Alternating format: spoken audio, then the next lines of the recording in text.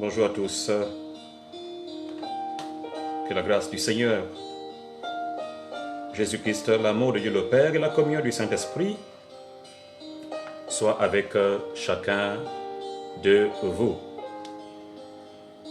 Nous nous retrouvons de nouveau pour notre cours sur la formation de disciples selon le Christ.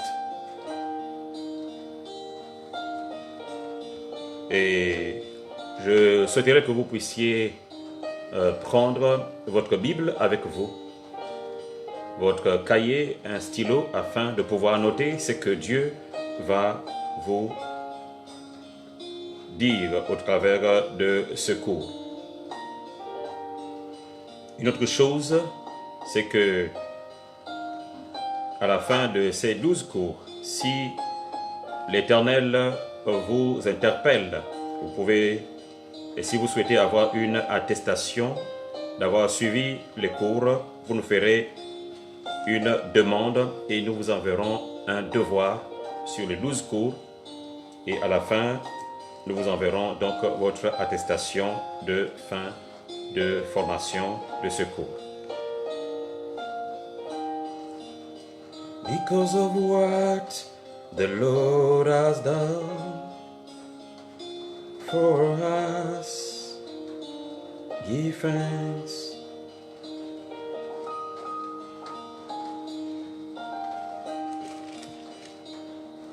Alors aujourd'hui, nous allons continuer sur notre cours sur la personne de Dieu. La dernière fois, nous nous étions arrêtés à la question 6. Et nous nous posions cette question: comment Dieu a-t-il parlé autrefois dans les derniers jours? Comment Dieu a-t-il parlé autrefois et dans les derniers jours? Et comme vous êtes en train de prendre votre Bible, c'était dans le livre de Hébreux 1, de 1 à 4. Nous allons continuer en commençant de nouveau par là. Donc je vous laisse le temps de prendre votre Bible pour ceux qui viennent de nous rejoindre. Prenez votre Bible s'il vous plaît et un cahier afin de suivre ce cours avec nous.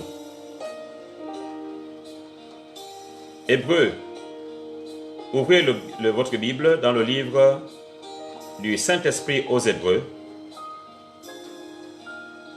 Hébreux au chapitre 1. Alors, pourquoi est-ce que l'on dit que c'est le livre du Saint-Esprit aux Hébreux?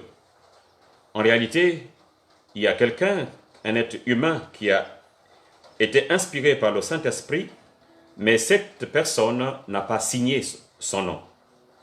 Vous voyez, quand nous voyons l'évangile de Jean ou de Matthieu ou encore l'épître de Paul aux Romains, chaque épître a été signé. Mais aux Hébreux, il n'y a pas eu de signature. Et c'est pourquoi, même si le caractère de l'écriture, le style littéraire correspond à à Paul, autant pour moi, correspond à Paul, le style littéraire correspond à Paul, toutefois, il est dans le cadre théologique, on dit que c'est l'épître du Saint-Esprit aux Hébreux. Alors c'est pourquoi nous avons notifié cela. Donc allons-y ensemble. Hébreux, pour commencer, Hébreux chapitre 1, le verset 1 à 4.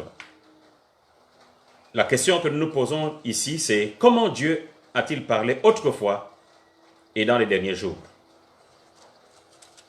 Hébreux chapitre 1.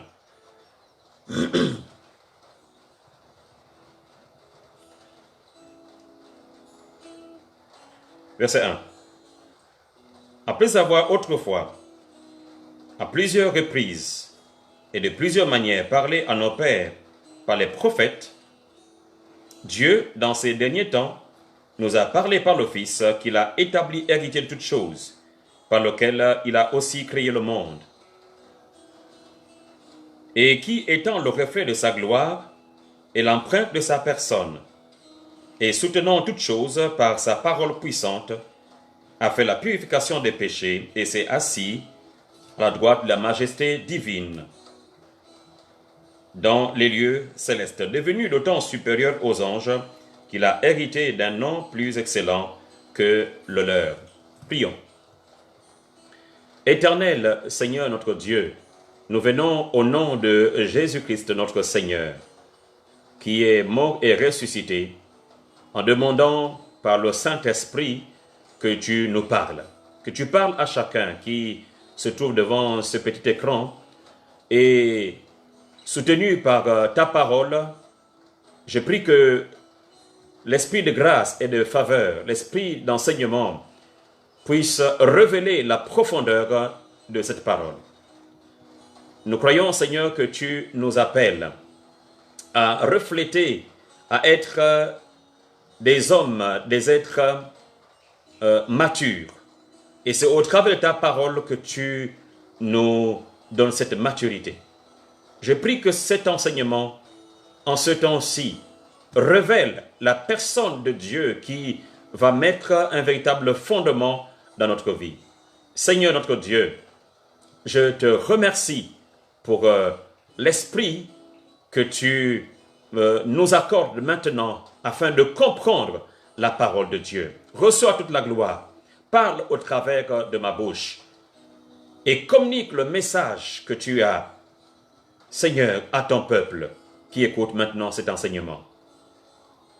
Et que la louange soit à notre Dieu, au nom de Jésus-Christ notre Seigneur, Yahushua. Amen.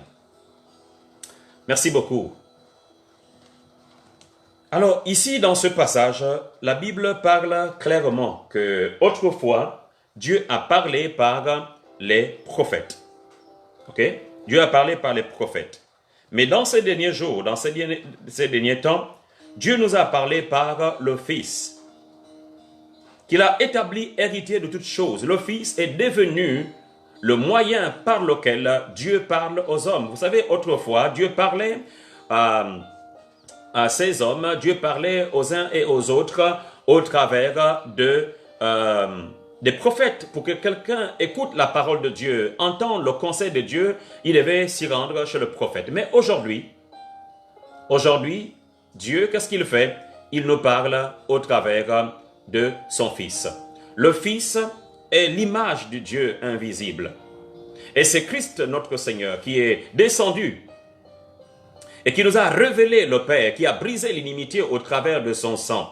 Il y avait une barrière qui était entre Dieu et les hommes à cause du péché. Mais alors le sang de Christ est venu et nous a réconciliés. Le sang de Christ a coulé et au travers du sang de Christ, quiconque croit en lui,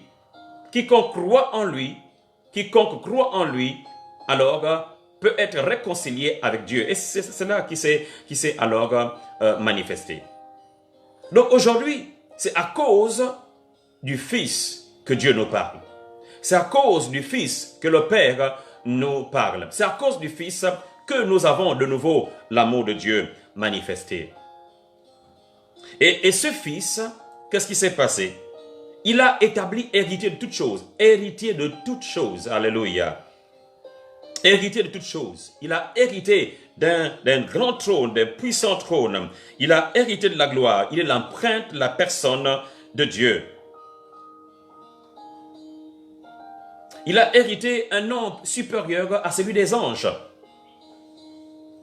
Or, nous savons qu'il y a des anges puissants.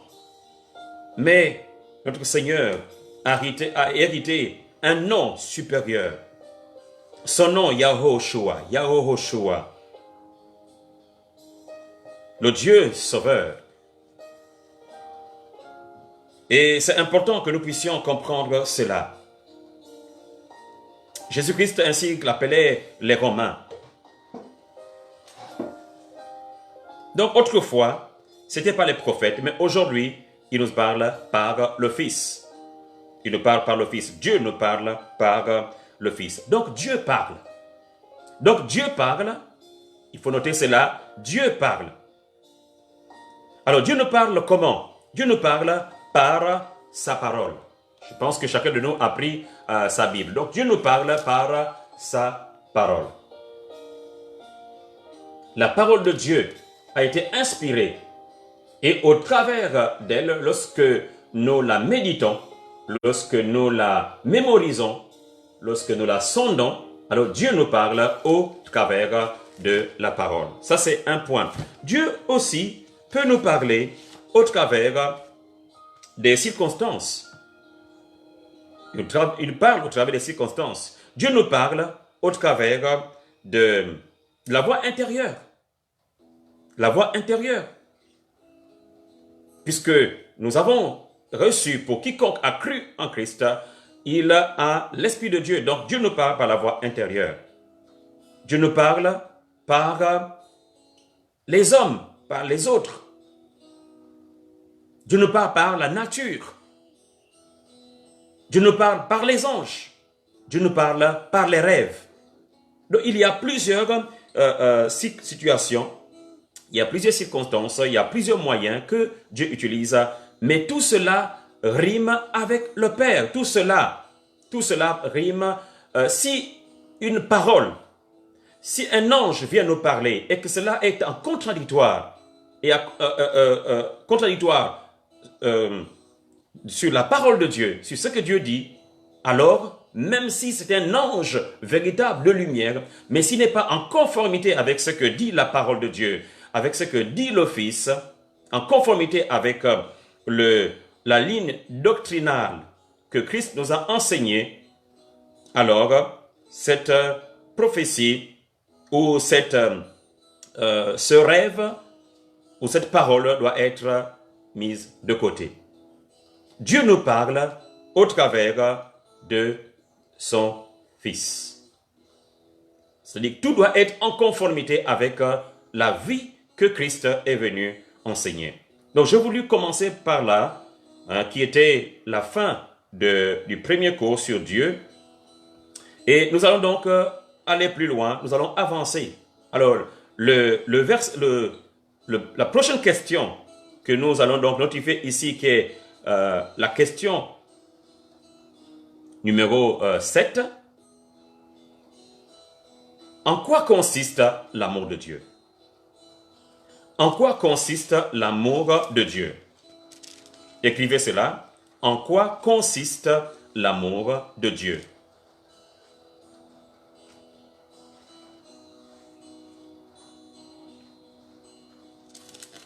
La référence, 1 Jean 4, 7 à 11. 1 Jean 4, 7 à 11. En quoi consiste l'amour de Dieu? 1 Jean 4, 7 à 11.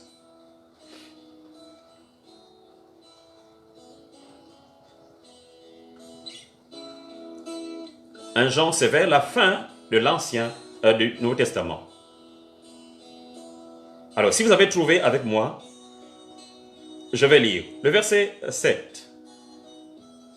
Bien-aimés, aimons-nous les uns les autres, car l'amour est de Dieu. Et c'est lui, et quiconque aime est né de Dieu et connaît Dieu. Celui qui n'aime pas n'a pas connu Dieu, car Dieu est amour. L'amour de Dieu a été manifesté envers nous en ce que Dieu a envoyé son Fils unique dans le monde afin que nous vivions par lui. Et cet amour consiste non point en ce que nous avons aimé Dieu, mais en ce qu'il nous a aimés et a envoyé son Fils comme victime expiatoire pour nos péchés. Bien-aimés, si Dieu nous a ainsi aimés, nous devons aussi nous aimer les uns les autres. En quoi consiste l'amour de Dieu? Comment l'amour de Dieu s'est-il alors manifesté envers les hommes? Donc, lorsque nous regardons ce passage, on dit que l'amour de Dieu s'est manifesté. Ce qu'il a envoyé il nous a aimés et il a envoyé son Fils comme victime expiatoire. Le verset 10, on dit que cet amour consiste non point en ce que nous avons aimé Dieu, mais en ce qu'il nous a aimés et a envoyé son Fils comme victime expiatoire pour nos péchés. Donc l'amour de Dieu, l'amour, c'est que ce n'est pas parce que nous prions que Dieu nous aime. Non, Dieu, qu'est-ce qu'il a fait? Il nous a manifesté cet amour avant même que nous ne répondions à cet amour. Qu'est-ce qu'il a fait? Il a envoyé son Fils. Son Fils a été sacrifié. On parle de victime expiatoire, pour expier, pour ôter. Donc l'amour de Dieu n'a pas été juste verbal, mais il s'est manifesté par le sacrifice de son Fils, le sacrifice de Christ, comme une victime pour expier, c'est pour enlever, pour ôter alors le péché, nos péchés. Donc Dieu, qu'est-ce qu'il fait? Il donne son Fils, il sacrifie celui qu'il aime. Pourquoi il donne? Parce qu'il aime l'homme. Souvenez-vous de l'évangile. Jean 3, verset 16. Dieu il a tant aimé, il a tellement aimé le monde. Alléluia. Il a tellement aimé le monde qu'il a donné. Il a donné. Dieu a tellement aimé. Vous voyez, c'est pourquoi dans le verset 7, on dit que Dieu, l'amour, car Dieu est amour. Et l'amour est de Dieu. Le verset 7, on dit l'amour est de Dieu. C'est-à-dire que l'amour provient de Dieu. On n'apprend pas Dieu à aimer. Il est amour. Il est amour. Et ce n'est pas à cause de nos nombreuses prières que Dieu nous aime. Ce n'est pas à cause de nos nombreux sacrifices que Dieu nous aime. Ce n'est pas à cause de nos nombreux jeûnes et prières que Dieu nous aime. Non. Dieu est amour. Dieu est amour. Dieu, il manifeste cela. On ne va pas aller à la recherche de l'amour d'un père. Notre Père, il est amour. Et il l'a prouvé donc en sacrifiant. Donc cette question, nous l'avons répondu. En quoi consiste l'amour de Dieu? En ce qu'il nous a aimés et a envoyé son Fils comme victime expiatoire pour nos péchés. Le verset 10. Huitième question. Quel est le don suprême de Dieu? Quel est le don suprême de Dieu? Quel est le don suprême de Dieu? Jean 3, l'évangile de Jean, le chapitre 3, versets 13 à 18. Le don suprême de Dieu. Le don suprême de Dieu. Jean 3. Je lis à partir du verset 13. Personne n'est monté au ciel, si ce n'est celui qui est descendu du ciel, le Fils de l'homme qui est dans le ciel. Et comme Moïse éleva le serpent dans le désert, il faut de même que le Fils de l'homme soit élevé, afin que quiconque croit en lui ait la vie éternelle. Verset 16. Car Dieu a tant aimé le monde qu'il a donné son Fils unique, afin que quiconque croit en lui ne périsse point, mais qu'il ait la vie éternelle. Dieu, en effet, verset 17, Dieu, en effet, n'a pas envoyé son Fils dans le monde pour qu'il juge le monde, mais pour que le monde soit sauvé par lui. Le verset 18, celui qui croit en lui n'est point jugé, mais celui qui ne croit pas est déjà jugé, parce qu'il n'a pas cru au nom du Fils unique de Dieu. Donc, quel est le don suprême de Dieu? C'est son Fils unique. Alors, si vous avez quelque chose, vous avez une seule chose, pour donner cela à quelqu'un d'autre, c'est réellement difficile, voire impossible. Mais Dieu a fait cela. Dieu a fait cela. Donc, le Fils unique, c'est Dieu seul. Le Fils unique a été offert par le Père, Dieu seul. Selon ce passage. Maintenant, regardez un peu. Regardez le verset 17. On dit, Dieu, en effet, n'a pas envoyé son Fils dans le monde pour qu'il juge le monde. Ok? Pour qu'il juge le monde. Mais pour que le monde soit sauvé par lui. Dieu, en effet, n'a pas envoyé son Fils dans le monde pour qu'il juge le monde, mais pour que le monde soit sauvé par lui. Que le monde soit sauvé par lui. Ça, c'est réellement important de comprendre cela. Dieu, qu'est-ce qu'il fait? Il envoie quelqu'un de juste, pas pour juger, mais pour sauver. Pas pour juger, mais pour sauver. Alléluia. La plupart du temps, parfois, nous prêchons un message qui condamne le peuple en disant que les uns et les autres vont aller en enfer. Dieu sait que le monde est livré pour l'enfer. Et l'enfer, justement, le diable s'attelle pour amener les gens en enfer. Et Dieu sait cela. Alors qu'est-ce qu'il le fait? Il envoie son Fils pour, non pas pour juger, mais pour que les hommes soient sauvés. Alors qu'est-ce qu'il faut faire pour que le jugement final ne puisse pas tomber sur le monde, sur la personne, sur l'être humain? Le verset 18, celui qui croit en lui n'est point jugé. Celui qui croit en lui, c'est-à-dire en Jésus, n'est point jugé. Parce qu'il passe de la mort à la vie. La vie est la vie éternelle. Et la vie pour l'éternité. Donc, et cette personne qui a cru en Christ est née de nouveau. Est née. Parce que ce que nous avons écouté, le premier verset sur 1 Jean 4, que celui qui est né de Dieu, il est né de Dieu. Donc, comme nous naissons dans ce monde, nous devons aussi naître en Dieu ou en Christ, afin de pouvoir hériter la vie de Dieu. Parce que lorsque le diable, lorsque l'ennemi a trompé l'homme, la vie de Satan s'est manifestée dans la vie de l'homme, de l'être humain. Et par conséquent, celui-ci a perdu l'héritage éternel. C'est pourquoi il faut naître de nouveau dans le royaume de Dieu par le fait que nous acceptons Jésus-Christ. Quand quelqu'un reçoit Christ dans sa vie, il y a le miracle de la nouvelle naissance, le miracle de la renaissance. Renaissance, naître de nouveau. Naître de nouveau, c'est-à-dire que nous étions nés, morts, mais de nouveau, nous renaissons. Et ça, c'est la régénération. Nous en parlerons quand nous allons voir sur la nouvelle naissance. La régénération, naître de nouveau. Vous savez, la Bible parle dans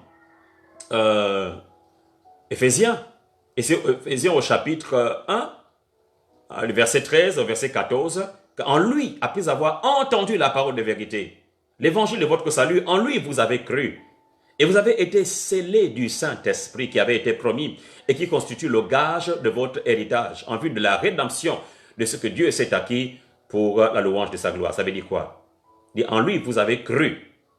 Lorsque nous croyons, il dit, en lui vous avez cru et vous avez été scellés. Vous voyez, le sceau. Vous avez été scellés de quoi? Du Saint-Esprit, qui est le gage.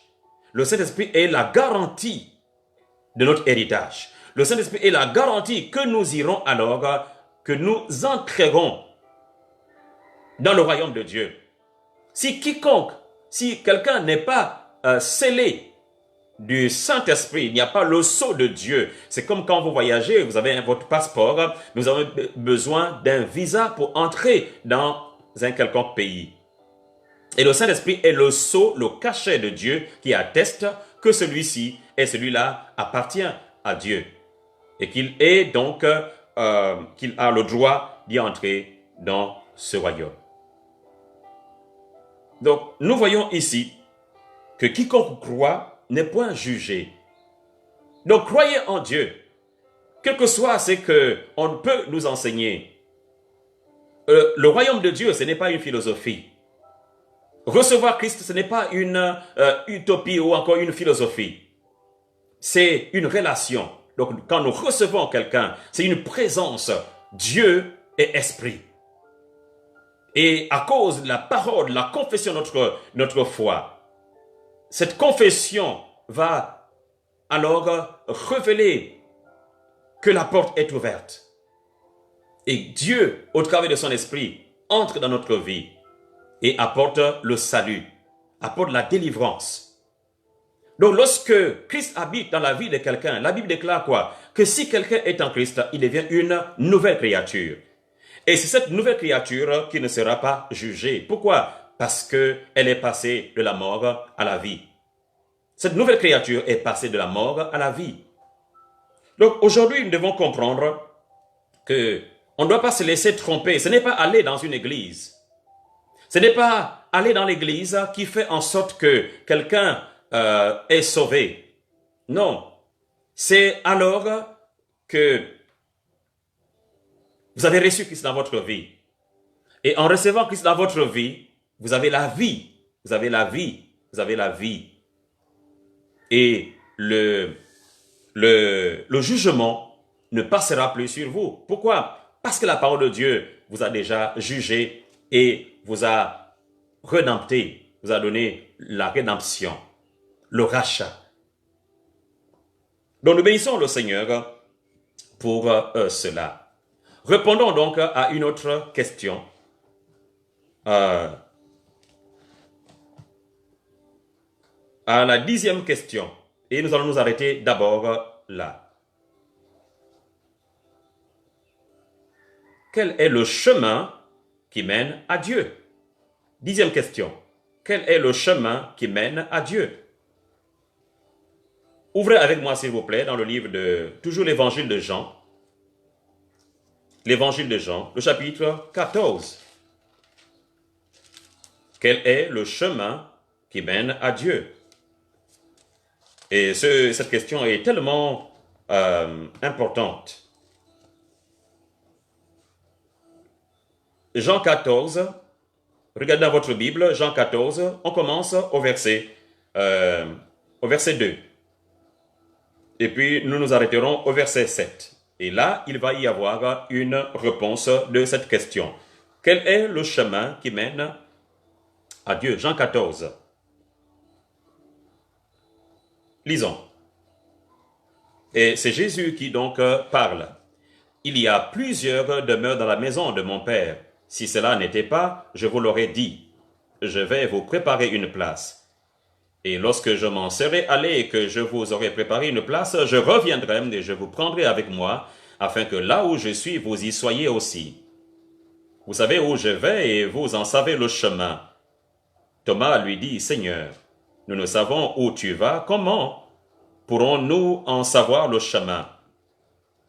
Jésus lui dit, je suis le chemin, la vérité et la vie, nul ne vient au Père que par moi. Si vous me connaissez, vous connaîtrez aussi mon Père, et dès maintenant vous le connaissez et vous l'avez vu. On s'arrête là. Merveilleux verset, alléluia. Regardez ce que ce passage dit. La question que nous nous sommes posée, c'est quel est le chemin qui mène à Dieu? Le chapitre, le verset 6 répond à cela. Jésus est le chemin. Il a dit, je suis le chemin, la vérité et la vie. Nul ne peut aller à Dieu sinon que passer par moi. Donc Jésus est le chemin. Jésus est le chemin. Jésus-Christ est le chemin. Yeshua, Mashiach. Jésus est le chemin. Yahoshua. Selon les appellations. Donc, il est le chemin, la vérité et la vie. Il dit, nul ne peut aller à Dieu sinon que passer par moi. Il y a cet adage qui dit que tout chemin mène à Rome. D'accord, mais tout chemin n'amène pas à Dieu. Dieu s'est choisi alors une voie, une seule voie, par laquelle les gens peuvent accéder au royaume de Dieu. Jésus-Christ, le Fils unique qui est descendu du ciel et qui est arrivé donc sur la terre. Il a vécu comme un simple homme, mais autant il était Dieu, mais il était en même temps 100% homme. Et il est descendu afin de pouvoir comprendre les hommes et vivre les difficultés des hommes. Mais dans tout cela, il n'a point péché. Et il a versé son sang Et c'est pourquoi il a le droit de pouvoir dire, je suis le chemin. I am the way, the truth. Je suis le chemin, la vérité et la vie, and the life. Je suis le chemin. I am the truth, the way and the life. Donc personne ne peut aller au Seigneur, personne ne peut aller à Dieu sinon que passer par lui. Je voudrais juste revenir avant de terminer. Regarde le verset 2. Il est question dans ce verset, il y a plusieurs demeures. Il y a plusieurs demeures dans la maison de mon Père. Alors, donc, le Père a une demeure. Et ici, quand il parle du Père, ce qui veut dire que c'est un fils qui parle de son Père, en disant qu'il y a plusieurs demeures dans la maison de mon Père. Il dit, si cela n'était pas, je vous l'aurais dit, mais je vous le dis, c'est qu'il y en a plusieurs demeures. S'il n'y avait pas plusieurs demeures, je vous aurais dit qu'il n'y a pas plusieurs demeures. Mais puisqu'il y a plusieurs demeures, alors je vous dis qu'il y a plusieurs demeures. Qu'est-ce que je fais? Je vais vous préparer une place. Dans toutes ces demeures, dans toutes ces chambres, dans tout son palais, il y a plusieurs demeures. Et pour chacun, je m'en vais vous préparer une place. Oh, praise the Lord. Praise the Lord. Je m'en vais vous préparer une place. Il dit, lorsque je m'en serai allé et que je vous aurai préparé une place, qu'est-ce que je fais? Je reviendrai. Pour faire quoi? Je vous prendrai avec moi afin que là où je suis, vous y soyez assis. La question qu'on peut se poser, qu'est-ce que Jésus-Christ, Yeshua, est en train de faire maintenant? Il est en train de préparer une place. Il prépare une place à qui? Jean 3 nous a donc répondu. Quiconque a le Fils a la vie. Car Dieu a tant aimé le monde qu'il a donné son Fils unique, afin que quiconque croit en lui ne périsse point, mais qu'il ait la vie éternelle. Donc, quiconque a cru en Christ, eh bien, le Seigneur est en train de préparer une place pour lui. Mon frère, ma sœur, toi qui m'écoutes maintenant, prépare-toi et reçois le Christ, afin de pouvoir être garant, pour pouvoir recevoir, avoir le privilège d'avoir une place dans le royaume de Dieu. Lorsque je m'en serai allé, nous savons très bien que Jésus est parti au ciel. Jésus est parti dans le royaume de son Père. Et qu'est-ce qu'il fait? Il prépare une place. Il a dit, je reviendrai. Beaucoup sont en train de dire, mais Jésus, ça fait longtemps qu'il est parti. Il dit qu'il va revenir. Oui, Jésus va revenir. Jésus va revenir. Jésus va revenir. Cela ne souffre d'aucun doute. Jésus va revenir. Et il revient bientôt. Il revient bientôt. Et par rapport à cela, vous savez, ce que la Bible, ce que le monde, ce que Satan veut nous faire comprendre, ce que les circonstances veulent nous faire comprendre, c'est que, eh bien, vivons comme nous voulons. Vivons comme nous voulons. S'il était vrai qu'il serait de retour, comme il avait dit, mais il l'aurait déjà fait. Et alors, le monde multiplie les occasions, le monde multiplie des voies, et pour nous distraire. Et aujourd'hui, il y a de la distraction. Et même le moment dans lequel nous vivons, le Covid-19 et tout ce qui se passe, confinement ou ouverture des communautés ou pas communautés, la stratégie de Satan est claire, il faut divertir. Il faut divertir les enfants de Dieu pour qu'ils ne puissent plus se préoccuper du royaume de Dieu. Mais j'aimerais alors demander à quiconque m'écoute ce matin en disant, réveille-toi mon frère. Parce qu'en réalité, le Seigneur revient, et il revient bientôt. Et la Bible déclare qu'il viendra comme un voleur. Alors prépare-toi. Prépare-toi à la sanctification. Prépare-toi dans la sanctification, la consécration, la prière, la lecture de la parole de Dieu. Prépare-toi seul, mets-toi à l'écoute de ta parole, lis ta Bible et prie ton Dieu. Et si le Seigneur vient tandis que tu es en train de lire ta parole, en train de prier, d'intercéder pour la nation, notre nation, pour les nations et pour les frères, eh bien, tu iras avec lui, tout simplement. Pourquoi? Eh bien, parce que cette parole qu'il a eu à dire est vraie. Je m'en vais vous préparer une place et je reviendrai afin que là où je suis, vous y soyez aussi. Je crois en cela. Je crois en cela. Et je crois bientôt beaucoup de choses vont se passer. Je ne sais pas si j'aurai 60 ans, ou j'aurai 70 ans ou plus que cela. Je ne sais pas. Mais ce que je sais, c'est que les événements sont en cours d'exécution depuis le royaume de Dieu suit pour la terre. Et nous voyons les signes. Et l'un des signes qui est en train de se manifester, c'est que l'ennemi est en train réellement parfois de faire à cause de distractions ici et là. Il dit à cause de la croissance de l'iniquité. La croissance de l'iniquité. L'amour du plus grand nombre se refroidira. L'amour du plus grand nombre se refroidira. La croissance de l'iniquité, c'est-à-dire les distractions et tout ce qui peut se passer, fait en sorte que l'amour de la parole de Dieu, de la prière, d'aller même dans la communauté, de visiter les frères dans la communion fraternelle, la fraction du pain, de prendre du temps de la prière, le jeûne, l'amour du plus grand nombre va se refroidir. Et quoi? L'ennemi va nous amener à nous apaisantir sur la recherche de biens de ce monde, de l'argent, de la gloire, des richesses ici et là. Et alors, petit à petit, nous allons avoir peut-être pas un dégoût, mais un refroidissement véritable de qui est Dieu. Et petit à petit, lorsqu'il n'y a plus de chaleur de la vie de Dieu, lorsque nous ne sommes plus réellement bouillonnants pour le Seigneur, c'est-à-dire que nous allons petit à petit, en nous refroidissant, devenons tièdes, puis nous refroidir. Et alors, il y a quelqu'un qui va donc battre les mains en disant « J'ai gagné, mais j'aimerais te fortifier ce matin. Prends courage, lève-toi, reprends ta place, prie le Seigneur ton Dieu, lis ta parole et redonne la place au Seigneur Jésus-Christ dans ta vie de tout le jour. Prends le temps dans la communion fraternelle, dans la communion avec Dieu, la communication avec le Seigneur et le Saint-Esprit. Laisse de nouveau le Seigneur entrer dans ta maison. Laisse le Seigneur entrer de nouveau dans ta chambre. Laisse le Seigneur de nouveau entrer dans tes projets. Laisse le Seigneur de nouveau t'orienter.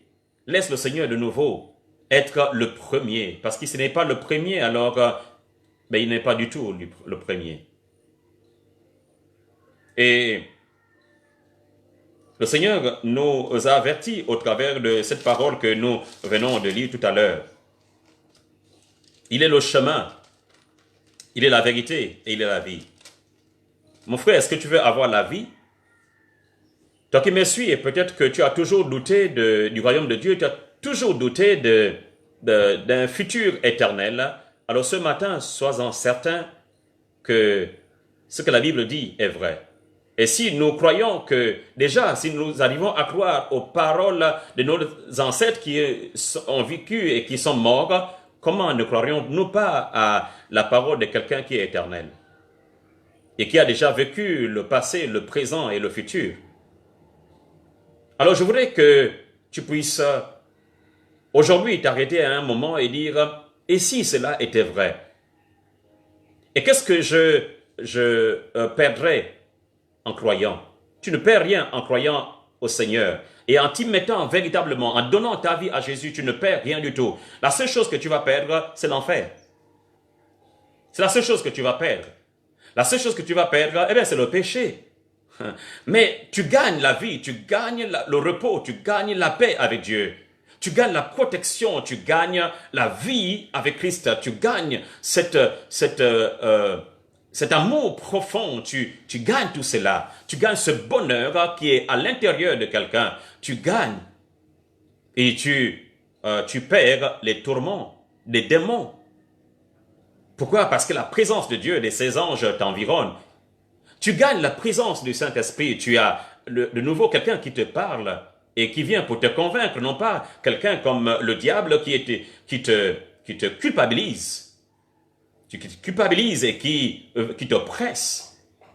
Donc nous avons tout à gagner en étant avec le Seigneur Jésus et sa parole.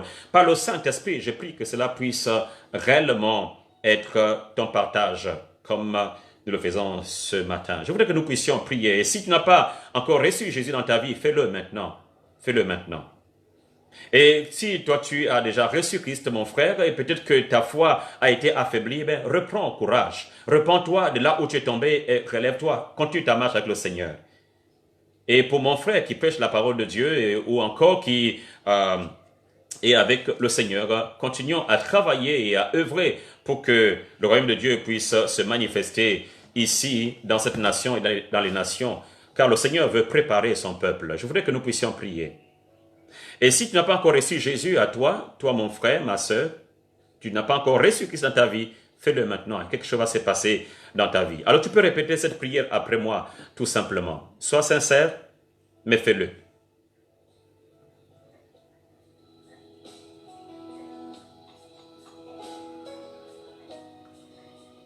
Dis avec moi, Seigneur Jésus, ta parole a été claire à mon égard. La Bible déclare que si je crois en lui, j'ai la vie éternelle. Et que cette vie éternelle se trouve dans le Fils.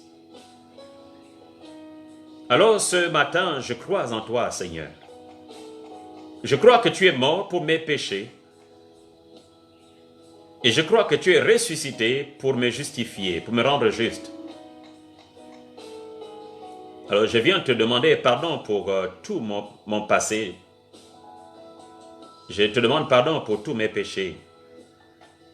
Et je te reçois comme mon sauveur et mon Seigneur personnel. Purifie-moi par ton précieux sang et donne-moi une vie nouvelle. Mon Dieu, mon Père, je te remercie pour le don précieux de Christ. Je me confie en toi. Amen.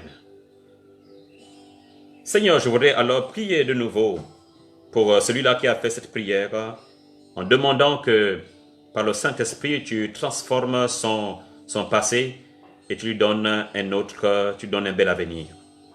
Je prie au nom de Jésus-Christ pour que mon frère et ma sœur qui croient en toi et qui peut-être a faibli dans sa foi, tu te révèles à lui en le fortifiant, en la fortifiant.